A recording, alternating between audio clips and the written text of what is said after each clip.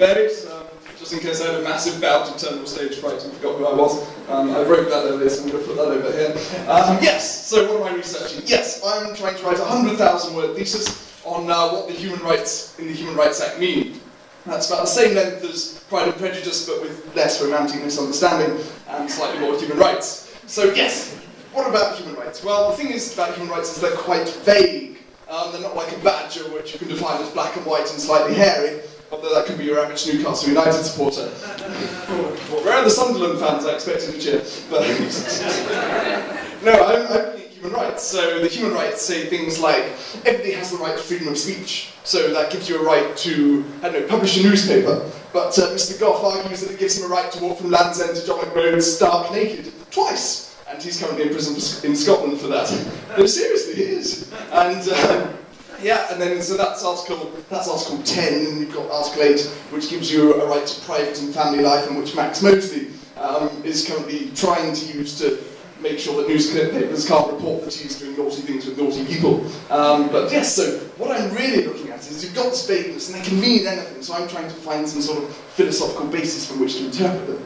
And what I'm looking at is real bottom is it what it means to be human, because, I mean, it's the clues in the title. They're called the Human Rights Act, so we need to know what it is to be human. I'm not going to try and convince you that human rights are good or bad, but if we could just keep the act until I finish my thesis, that would be really good. The last general election, I was worried that it was just going to be taken away from me. And I'd have had to get a real job. But, So yes, so no, let's keep it for a while, or at least until I finish, and that would be great. So yes, so I'm looking at what it means to be human, and different people have sort of taken different views on this. I mean, you've got the fairly straightforward sort of what they call the speciesist interpretation. We are human, we look a bit like each other, and yeah, we've got a certain number of genes or whatever, but the problem is that with that is, well, what about those people who like tweed? So that joke would have worked better if it hadn't been so hot today, because I was going to be clad head to foot in tweed, and but I thought if I wore that I'd probably die of heat exhaustion, and you don't really want to see that, you'd rather see me die of embarrassment. But yeah, it's going okay. So yes, so that's one interpretation, species, what it means to be human. Some other people argue, well, it's all about what's in our mind, what differentiates humans and having rights from sort of fish or something like that, is that we have the capacity for rational, autonomous thought. So most academics have this, and most other people have this too, although not some of the members of my family, who are just a bit mad. But yes, so they say, well, that's what gives us rights, and that's what makes us human. And you can sort of see this all being played out in a few cases I'd like to take you through. First one is French, and involves dwarf tossing. So, some of you know about the English rugby team, I have to say allegedly there. But yes, so, dwarf tossing was invented in Australia as a sort of product of sort of sunshine, alcohol, and a previous criminal record. But it basically involves sort of throwing a dwarf-sized person at sort of competitive distance. The dwarf is clothed in protective equipment and helmets and things like that, and they get paid. Anyway, a French mayor, not a horse, the mayor of a town, French mayor discovered that this was happening in his town, and he didn't like this. I mean, maybe he thought it was distracting the local population from the French sort of national hobbies of competitive striking and cheese manufacture, and so he tried to ban it, and he did ban it. So a dwarf called Manuel Wickenheim went to the French Constitutional Court in Paris and said this infringed his right to a profession, because he was getting paid quite well for this. I wanted to keep on doing it. And the court thought about this and thought about, well, what is his rights? Does he have a right to keep on doing this? And they said no, because they said, well, they took a speciesist approach. They said being human, this sort of what it is to be human is not to be used as a projectile. So they said, yeah, it's degrading, that you have no right to be used as a projectile.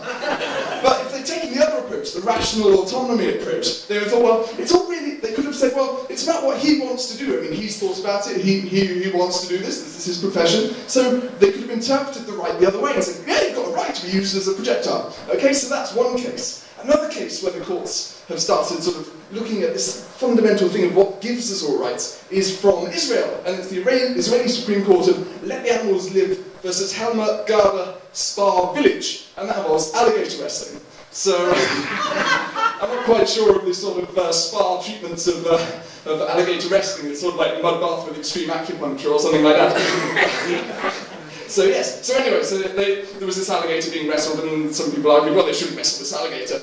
And the Israeli Supreme Court thought about it a bit, and they said, well, no, we can't wrestle this alligator. A really interesting bit, that I think is really interesting, is why. They said, well, the alligator, it can feel pain, it can sort of experience humiliation, and that's a bit like a human. So they were saying it's these things that sort of give us rights. So you couldn't do that to a child, and so you couldn't do it to an alligator, because it sort of can experience the same sort of things.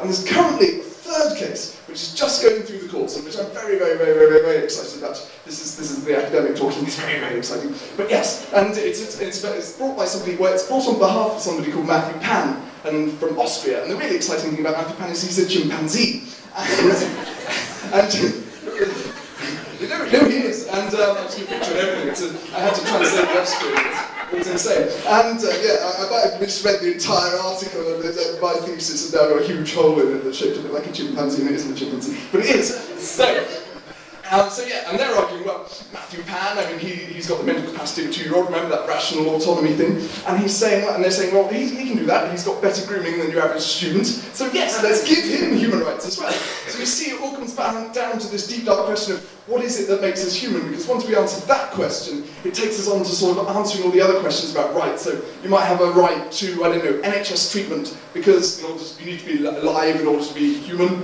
and to... it's probably the basic requirement. But you probably don't need nail polish. It's not so important for that thing, that humanity that underlies rights. So yeah, that's what I'm working on. And if anybody has a good definition of what it is to be human, I'll be in the bar afterwards. Thank you very much.